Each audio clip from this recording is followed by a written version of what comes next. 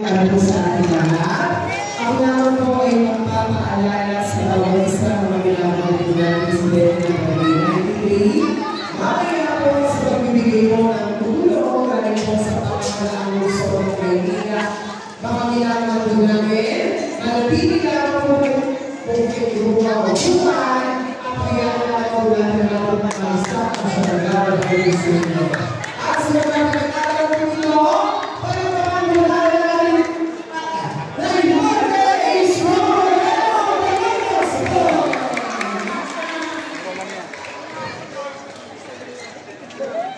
muli po sa lahat ng ating mga residente ng Berlin 93, gagawin po natin sa maayong, organisado, at may sistema ng pagbibigay po ng tulong at po ng pamamalaan ng Luzon ng Maynila. Manatili na po talaga po sa ating mga kapuyakan at ang ating po mga staff sa lalaki ng Luzon. Pag staff po, hindi po mga staff na ibigay ng Luzon. Hindi po mga family card. Huwag pinagawin na ilabas, itatulong po. Yan. Istatawag po ang ilalabas ka. Hindi po mga ginamahal po namin taga-Barangay 93 para pakalong natin. Jorge Escobarero!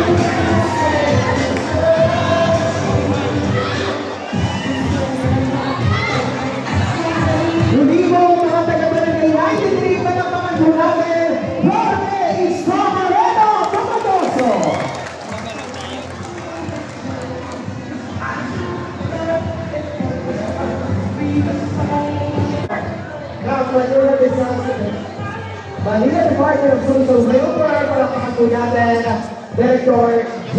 Melacor. Muli po para pakatuloy natin, Arme Isomoreno Tomagoso.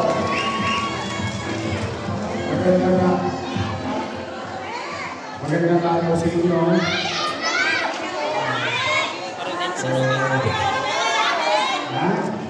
May asin ka ba?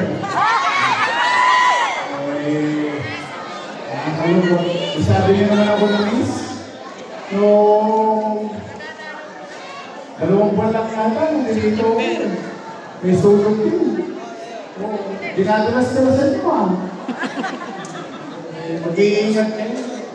Kasi ito, lalo na mapantayan niyo yung mga bata, baka mamaya, lalaro na lang po Kami mahirap lang na masunulan. With all the things, no? Problema ng tao, ng mga susunod. But then again, salamat sa Diyos. Wala namang disgrasya ng mga kapamilya natin. Na hopefully, lahat ng wala sa atin, makakamit niyo muli.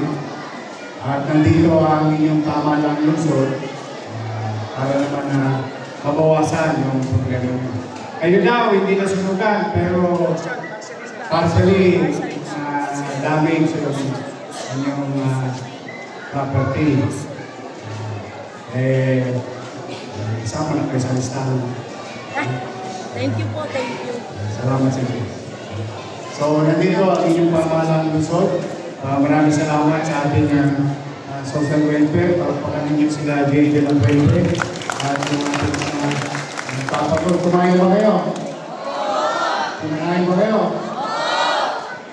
Good. Please, magbawasan ng relasyon. But anyway, may ibibigay sa inyo ang pamahalaan ng Luzon para makabili kayo kagad ng gamit. Okay?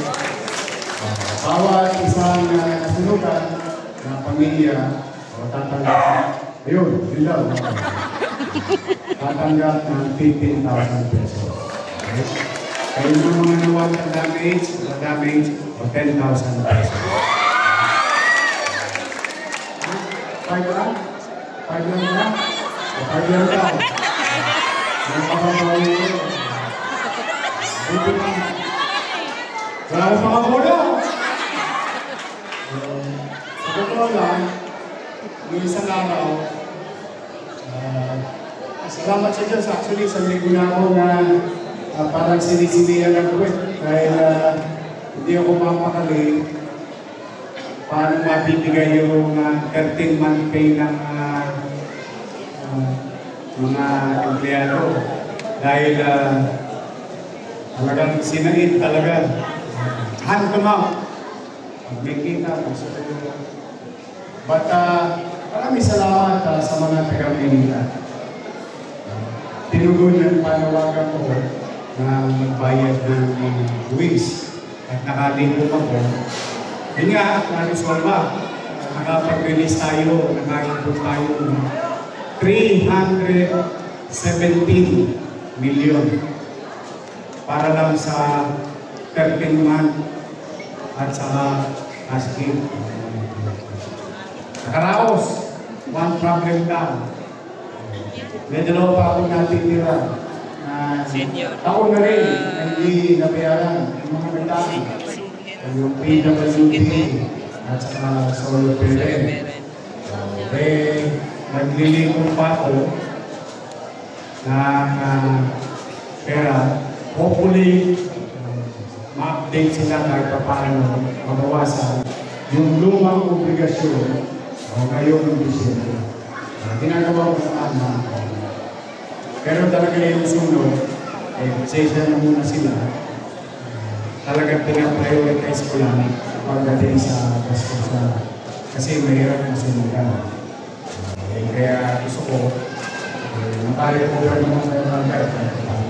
Pagbiling man lamang yung mga importante na natin. So, uli, mag-iingat kayo. Pagpapasko, hindi ko masabi Merry Christmas, but still, Merry Christmas. Salamat sa Diyos, buhay tayo. Salamat sa Diyos, ligtas tayo. Ang gulo ng gobyerno ngayon.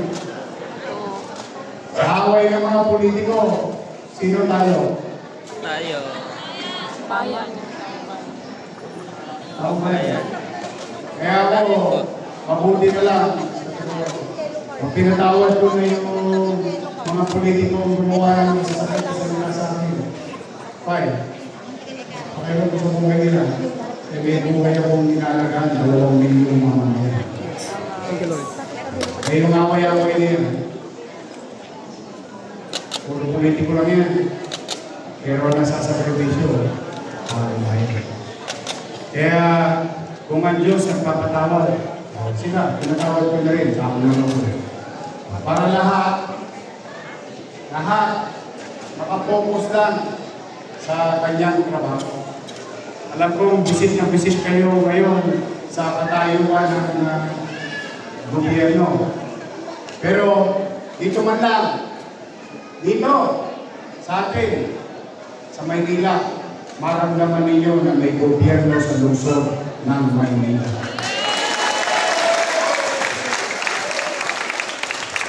Kaya kung ginawa ng Diyos na bigyan tayo ng malusog na pangangatawan, kulang na ang araw, gawin natin araw, ang gabi, gawin pa rin natin araw. Na maraos natin ang 2025. And hopefully, kahit malungkot tayo ng 2025, sa January 1, pwede ulit sumikat ang araw sa ating bansa, sa ating lungsod, at sa ating lugar. So we always wish a Merry Christmas and wish that New Year ay may maganda namang naghihintay sa bawat pamilya natin sa 2026. Ang sukli ko naman sa inyo, sa pagtitiwala niyo sa akin, huwag kayong mag-alala, magbubuti ako. Sisikapin ko lagi na akapin ang kayang akapin, pabain ang kamay ng gobyerno at abutin ang bawat isang mamamayan. It's not going to be a perfect government, city government, but there will be government of Manila. Yan para sa mga taga-lungsod ng Maynila. So, muli, maraming lahat. Kayo mawawala ng lakas ng loob, ha? Kayo na lang ang kinukuhanan ko ng lakas ng loob dahil sa inyo. Sa totoo lang, Bilto, dahil lang sa inyo. Ako, pampahinga na. Ang katotohanan, I've been serving so long. I think it's time for me to be with my family. But I opted to listen to you nung kayo sumigaw na lumalik ka na. Kaya itong pagbabalik natin, ay pipilitin ko, umanagag kayo, 10 taon na tayo rito sa lungsod ng Maynila. We try to develop our schools, housing, education, and healthcare. We'll always focus on MBN. Doon tayo nakatutok. Minimum basic needs. Bahay, eskwelahan, alusugan, at trabaho. In fact, in a matter of few minutes, may magbubukas na naman ng isang negosyo. Bibigyan naman naman. We always encourage businesses to come back, go back to Manila. Para may trabaho para sa mga taga-lungsod. So sa inyo lahat dito, ang dalangin ko, total, Pasko naman, at saka New Year, mag-wish na lang ako. Ang wish ko sa inyo dito, sana makarecover kayo pa. Sana.